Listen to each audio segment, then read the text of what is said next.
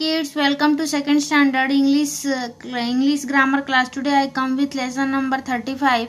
Lesson name is The King and His Lazy Subjects. Okay, so with the help of this grammar workbook, we are going to study about a king and his lazy people. Means एक राजा और उसके राज्य के आलसी लोगों के बारे में आज हम पढ़ने वाले हैं. Today's our story is about king and his lazy people. So let us start the story with me. There was once a king who was very sad because his people were very lazy. There was a king, okay, who was very sad. वो बहुत ही दुखी थे. एक राजा थे जो बहुत ही दुखी थे.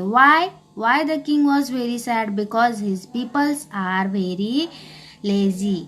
क्योंकि उनके राज्य के पीपल क्या थे? बहुत ही आलसी थे. तो यहाँ पर people means look at the heading, look at the name of this story, the king and his lazy subjects. So subjects means people. Okay.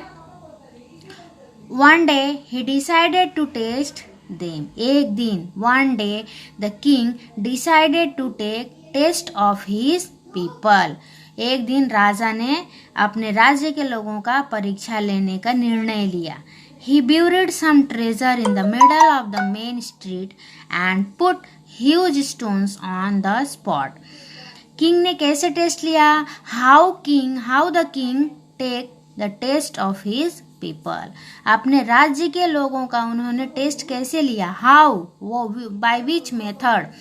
By which method he took the test? कौन से method से उन्होंने test लिया? Actually, the king buried some treasure. Treasure means wealth, means धन. कुछ धन, सोना, चांदी, पैसा. The king buried some wealth in the middle of the main street. Main रास्ता के बीचों बीच उन्होंने कुछ धन गाड़ दिए. Buried means मिट्टी में दबा दिए. And put huge stones on the spot. Wherever he buried the treasures or he buried the wealth, on that place he placed big stones. Huge means बड़े बड़े, big बड़े बड़े stones उन्होंने उस जगह पर रख दिया. He then discussed himself and waited and watched to see what his subject would do. He then discussed himself. फिर वो अपने आप से ही बातें करते और बताते थे. And he was keeping eyes on his people, on his subjects means people of his kingdom. अपने राज्य के लोगों के ऊपर वह नजर रख रहे थे. He was waiting. वह वेट कर रहे थे कि anyone will come and remove this stone, and he wanted to know what was inside it. इस जगह के नीचे क्या है? कोई तो ऐसा इंसान आएगा जो जानने की कोशिश करेगा. No one cleared the road, but after a period of time, कुछ समय के बाद भी, after a period of time, no one came to remove the big stone from the middle of the street. रास्ते के बीचों बीच से कोई भी नहीं आया उस पत्थर को हटाने के लिए. So the king himself removed boulders and showed them the treasures that was buried there. At last, finally, the king himself came and removed all the stones from that place, and he removed the treasures from